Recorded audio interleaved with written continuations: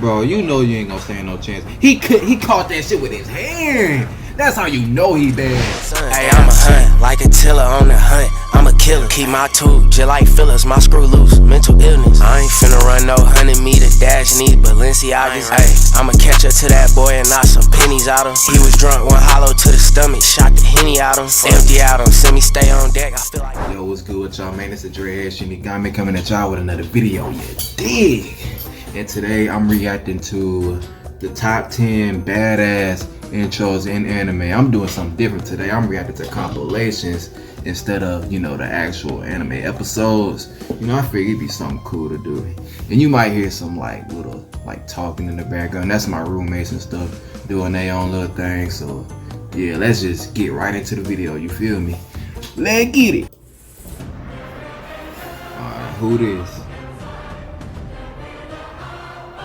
This nigga look like he don't play that shit.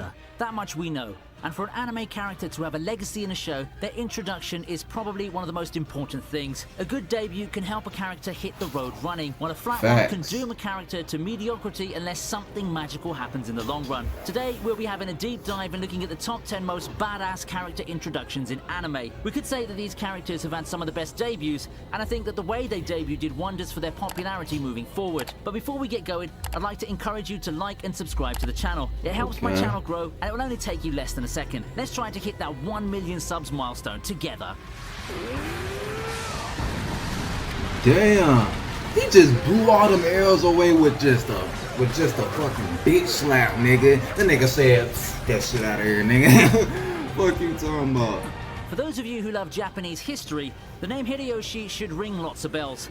One of the most legendary figures in the Sengoku era, just a tier below Nobunaga, deserves nothing less than a grand debut. Thankfully, Sengoku Basara gives him just that. This is one of the surprisingly badass introductions in anime. Standing atop a hill with practically no one else but himself, he bravely stares down armies out for blood. Then the arrows come, and he reflects them with nothing but his outstretched fists.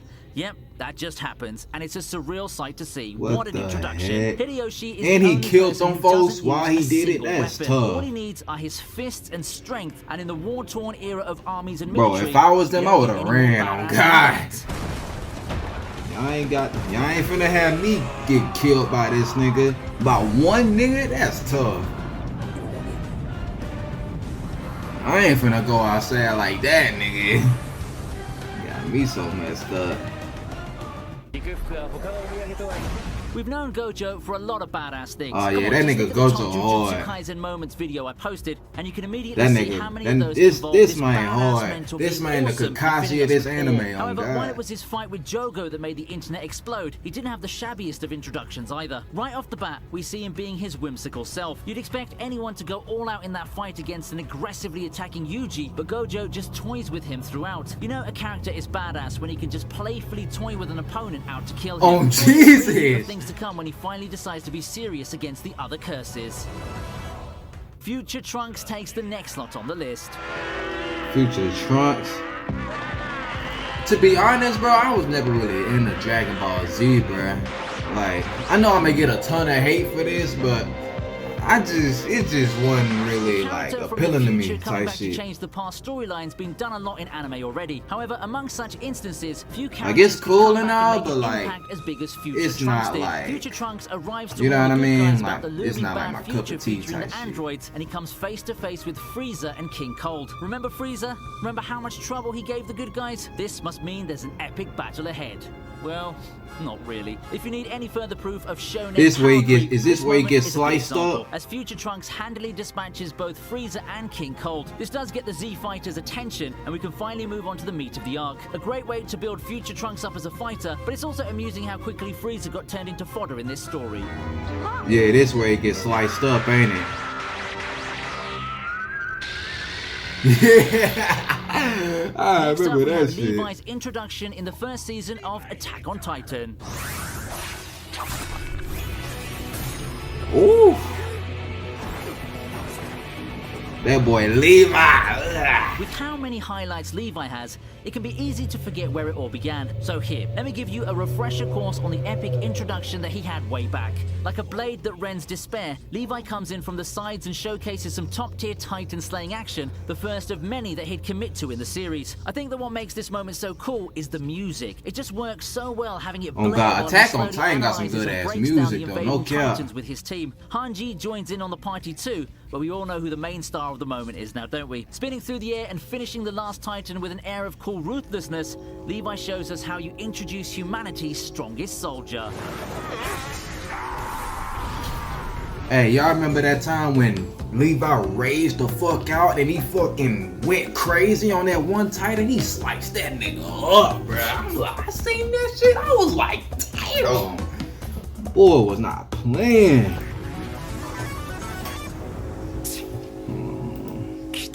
Nigga said disgusting.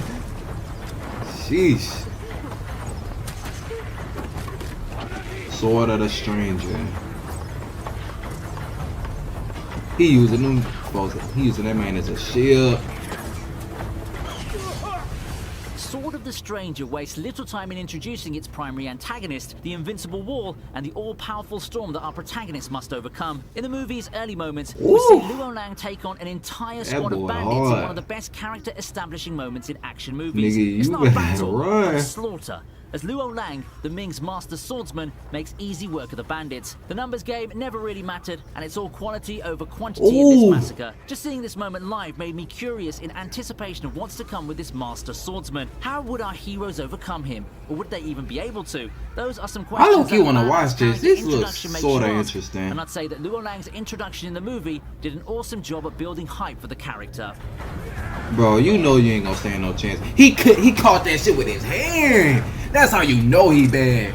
That's how you know he bad, cuz. Bro, you still try to fight him, and he just, boy. I cannot get into Gintama to save my life, bro. Like I just don't see the hype, bro. Look at this fucking train, bro. Alright, I think we're good, but yeah, I just don't see the hype, bro. Like I've tried. Fight.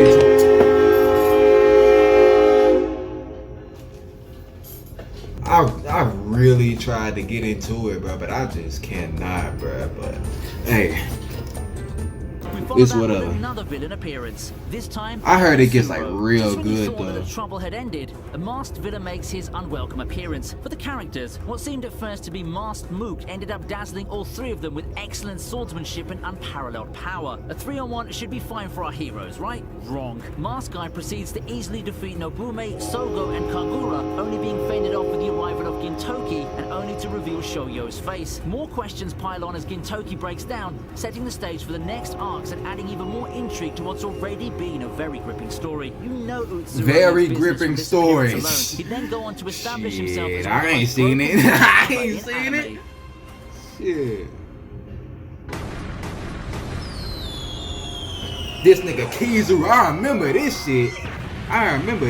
This nigga Kizaru just came from One Piece. This nigga Kizaru just came in murking shit. 到着しましたんで応答願います Talk about a grand entrance. It's not just anyone who can come in and drive somebody crazy with one impactful entry. Coming from the sky, This man the standing Admiral on a makes his presence felt freaking almost cannonball. immediately. That's With a tough. visual like that of him standing triumphantly in front of the smoke and flames, you know this guy means business. It's just Exactly. something to see him look so unfazed and no sell all the feeble attempts at his life. The way he so nonchalantly acts towards the destruction that he's capable of sort of reminds me of Gojo too. And like Gojo, he's a lot more relaxed than his outlook seems to imply. Some people argue that Kizaru is one of the most important and noteworthy admirals, and while most of it came from his role in the story, I do think that without his impactful and badass debut, he wouldn't have hit the ground running as fast as he did in terms of popularity and buzz.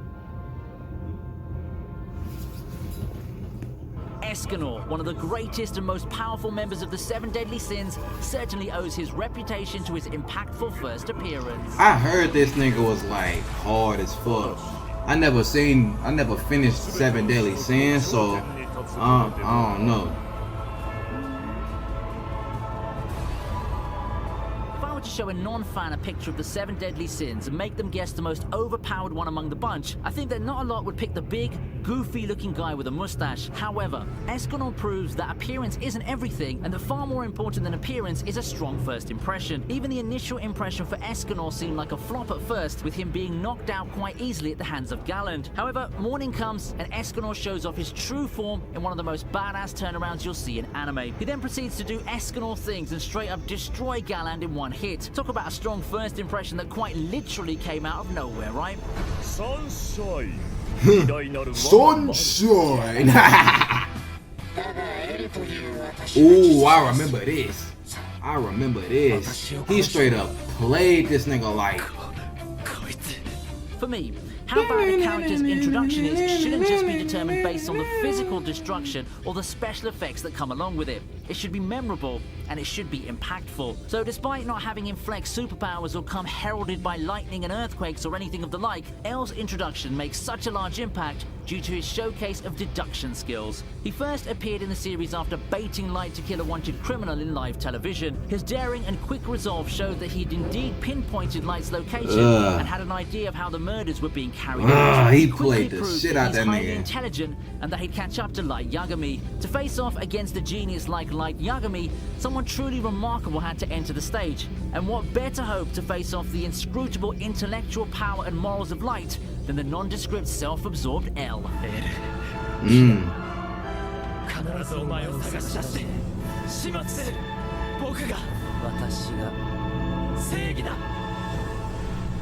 Jeez. And last but not least,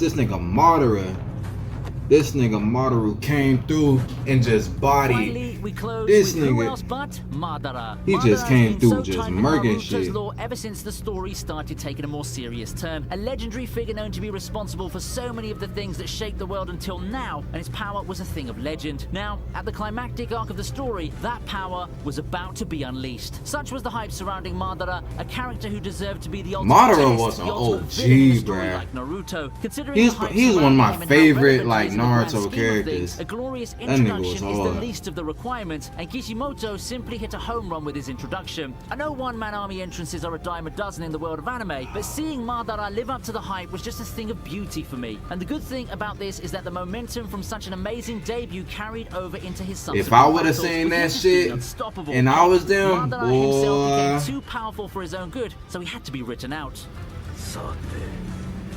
2個目はどうする大野木 Oh, I would have So, what do ran. you think? Any of those first appearances made a big first impression on you? I'm sure that some of you can't wait to share your thoughts on any character that I may have missed, so let's head over to the comment section and have a casual chat. If you enjoyed the content of the video, let me know by hitting the like button and sharing the video with your friends. But yeah, that was the end of that video, bro. I ain't gonna lie, man. That shit was cool, bro.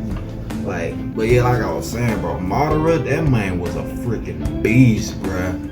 But then he got his ass whooped by motherfucking Mike guy, and then he got played at the end. I was so heated when that happened. That man went out sad, bro. I ain't gonna lie. That nigga Madara went out sad, bro. No lie. But anyways, it's a Dreadhead Shinigami. Hope y'all enjoyed the video. If y'all did, make sure you like, share, subscribe. Comment down below what you want me to react to next. And yeah, Dreadhead Shinigami signing off.